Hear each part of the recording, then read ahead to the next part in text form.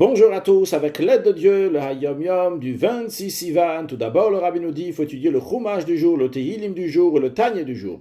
Puis le Rabbi nous ramène un verset de la paracha de Korach, dans lequel il est dit que Vayerdu Chaim Sheola, qu'ils sont descendus vivants dans les abîmes, dans les profondeurs, dans l'enfer. Ce verset-là, il peut être traduit de deux manières. Une manière, dire que c'est tout à fait imaginaire et c'est négatif de voir les choses comme ça. Il se trouve en enfer, il est Bishéol, mais il pense qu'il est vivant. Sur le plan plus large du terme, il s'agit de quelqu'un qui est dans le mal, il est enfoncé dans le mal, dans la profondeur du mal, et il pense qu'il est vivant, il pense qu'il y a de la Gdusha, il y a de la sainteté. C'est possible que c'est vrai, il y a la sainteté. Mais quand même, cette personne elle se trouve dans le Sheol, dans l'enfer, dans les abîmes, dans la profondeur du mal.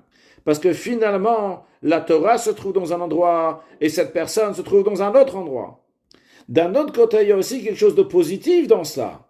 Il y a une bénédiction dans ce verset-là. Vrai, il y a écrit qu'ils sont descendus vivants en enfer. Mais ça ressemble à ce qui est expliqué à propos du verset que les enfants de Korach, ils ne sont pas morts.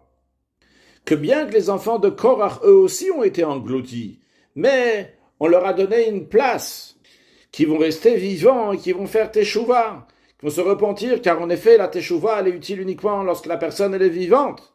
Et ça, c'est la bracha, le côté positif, la bénédiction qu'il y a dans cela. Que même lorsqu'ils sont à l'enfer, même quand ils sont dans les profondeurs du mal, ils vont être vivants, ils vont pouvoir avoir la possibilité de faire teshuva. Que Dieu nous amène la venue de Mashiach qui va faire teshuva même au tzadiki, Mashiach na, un excellent yom.